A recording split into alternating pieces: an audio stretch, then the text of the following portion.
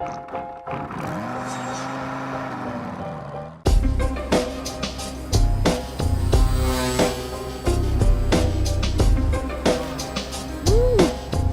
guys, Max with HobbyKing back with more from our Glue and Go series, and today we have the Yak 5.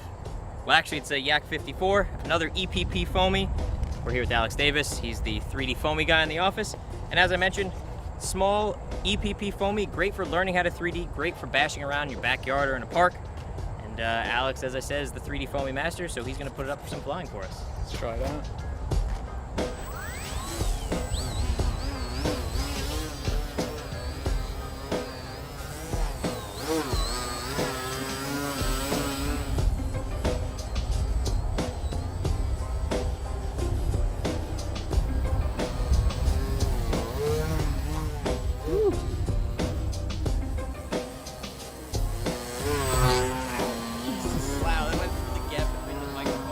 Yeah, that's what I thought happened. I just wasn't sure.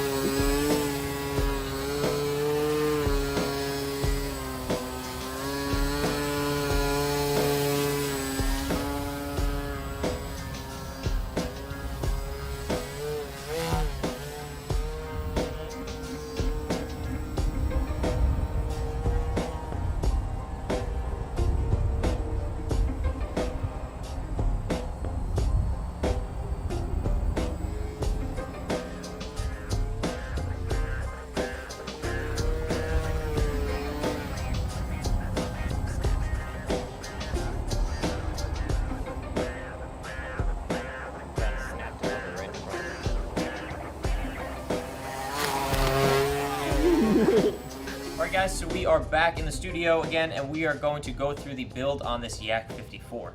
Now, build equipment is similar to the rest of our Glue and Go series, so you're going to be looking at some CA, foam glue, hot glue, and then your tools to build, Phillips head screwdrivers, Allen keys, X-Acto knives, cutters, anything to finish up any of the builds like we've done with our Glue and Go series. Electronic equipment wise, we have a couple different recommendations for this plane. There is an indoor and outdoor equipment recommendation. For the indoor setup, we're looking at a 2204 to 2206, 1400 to 1700 kV motor, 7 to 9 inch prop, depending on your motor choice, 6 to 12 amp ESC, again, depending on your motor choice, 1 9-gram servo, and 2 4.5 or 4.7 gram servos, and a 3 to 500 milliamp 2 to 3S LiPo. For the outdoor equipment, we're looking at a 2206 to 2208, 1400 to 1700 kV motor, 8 to 9 inch prop, 12 to 20 amp ESC, depending on your motor choice, 3 9-gram servos, and a 500 to 1000 milliamp 3S LiPo. For our equipment, we went with our SK3 series of motors, a 2122 1570 kV motor attached to a 12 amp plush ESC. We used 3 HXT 900 9-gram servos, and we're running a 3S 500 milliamp graphene LiPo. So to start with the build process, first thing we're going to do is glue the horizontal fuselage halves together. Next, we're going to glue the horizontal tail onto the back of the horizontal fuselage. Then we're going to install and glue in the carbon tube across the wing. Then once that's dry, we're going to install the bottom half of the vertical fuselage onto the horizontal fuselage. Now here, when you're installing this, you just want to make sure that you have the vertical fuselage square to the horizontal fuselage.